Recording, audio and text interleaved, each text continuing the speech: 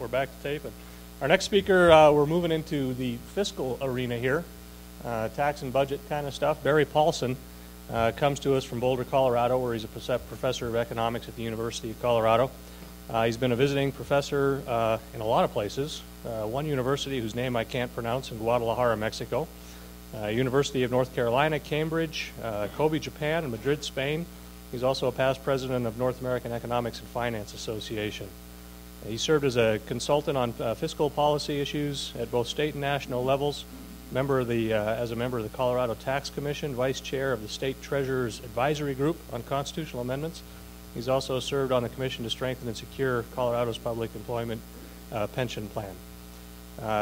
Barry is with the Americans for Prosperity, a distinguished scholar with them, an adjunct scholar at the Heritage, a senior fellow with the Independence Institute, and a contributing scholar for the Montana Policy Institute. In fact, he's got a couple of publications on the back table back there. A member of the Task Force on Tax and Fiscal Policy of the American Legislative Exchange Council. Professor Paulson has also authored numerous books, as you'd expect a person of his intellect, and articles in the fields of economic development and economic history. His current research focuses on fiscal discipline and constitutional economics, and Barry will be talking to us primarily about taxing and budgeting for fiscal discipline. So, Barry, you're up.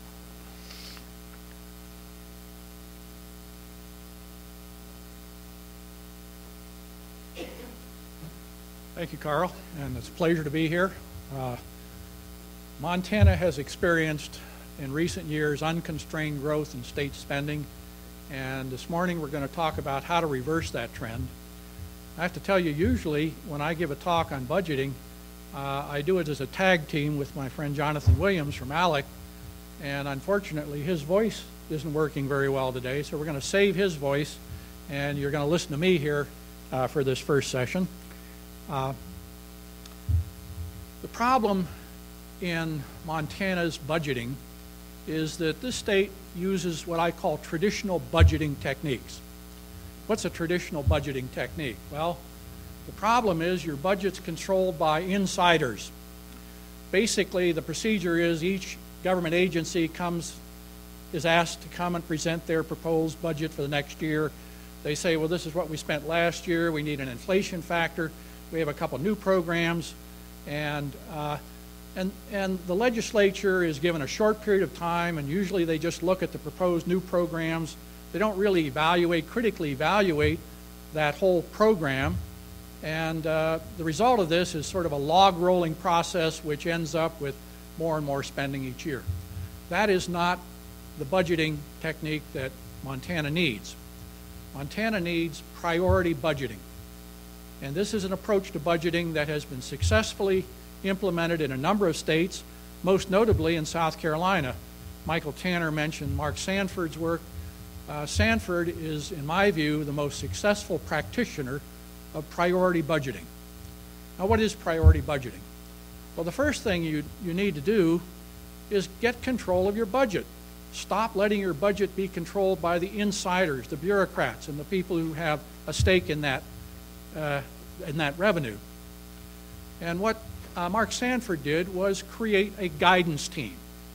And a guidance team that's made up not just of experts within government, but drawing on the expertise of people in the private sector, in the profit sector, in the nonprofit sector, and bringing these people together who can bring this expertise and actually exercise an outside oversight of the whole budget process.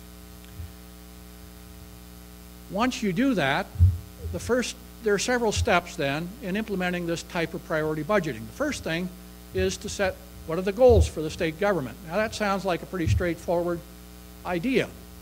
And in fact, a number of states that have used this approach, you find that there's a pretty good consensus of what the fundamental core goals of state government should be. Basically, you want to educate your children, college education, good quality college education, public safety, protection of natural resources. You want to protect your environment, especially in a state like Montana. You want to create a good business climate that can attract business investment and jobs. And you want a government that can deliver services efficiently and deliver those services that are actually needed. Now, once you've identified those goals, then the next step is to actually review the budget. And by that I mean really review the budget. And you don't ask each agency to come in and make a case. What you do is you go to each agency, all of the agencies of state government, and you say, all right, identify every single program that you are performing. Identify the service that's performed. Identify the cost, who it's delivered for, how efficiently are you doing, are there metrics to measure your performance, and give us this information. And then on each of these goals you bring in each of the various agencies that purports to contribute to that goal. And each of these agencies then comes in and presents their case along with other agencies that are supposedly achieving that goal. Now the reason you want to do this is the first thing you do is you identify all sorts of overlap in government programs, and government programs that are duplicating what other agencies are doing. And the key then is to prioritize, actually identify and rank the various programs that are supposedly delivering a particular service, and rank them in terms of what are their priorities, or how high would you rank them relative to other programs. Let me give you an example. In states like South Carolina, they discovered that there are a number of different programs that purport to be educating and training prisoners for rehabilitation, to reduce recidivism. When they bring all these together, of course, there's a lot of duplication, and there are some programs that are working better, some programs that are not working very well. That's what you want to identify, because then you're in a position of saying, we need these programs, other programs have a lower priority. The next step in this priority budgeting process is to actually allocate a budget. The key and the most important thing you have to do is start out with a budget constraint. Now that sounds, again, straightforward. Obviously, there should be a budget constraint. Mark Sanford proposed a budget for this year that called for a 1% increase in general fund spending and a 4% decrease in total outlays. The reason he proposed that type of a budget is that South Carolina, like Montana, has gone through a period of unconstrained growth in spending, and entering a recession, you can't sustain that level of spending. You need a governor, you need a leader who's willing to come and say, we cannot spend at this rate. We can't grow government 15% per year. That's unsustainable. And moving into a recession, perhaps we need no growth in general fund, and maybe negative growth in total outlays. So once you have that budget, you know what the budget constraint is. The next step is, how do we allocate this budget to the various programs? Well, you take the non-discretionary spending and you remove that. You identify discretionary spending and you say, okay, these are the X dollars that we have to spend. How much do we want to spend on each of these goals? Education, public safety, and so forth.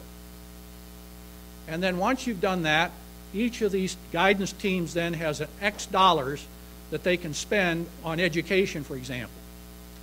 And they take the priorities that they've established, they identify the programs that make sense, that can be defended, and you start funding those. And you go from the top of the list until you reach your budget constraint, and you draw a line.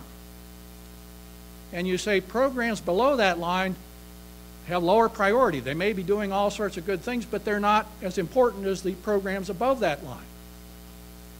And you either cut them, you consolidate them, you privatize them, anything below that line. Now, you always give programs below the line an opportunity to make a case to come and try to get their program above the line. But to do that, you have to eliminate a program above the line to do that. And this is how you can impose some budget constraint. The final part of this priority budgeting is you have to monitor these programs to make sure that they are doing what they said they would do. And states have introduced a whole series of different types of ways of measuring performance and monitoring performance, performance-based budgeting, performance reviews, sunset advisory.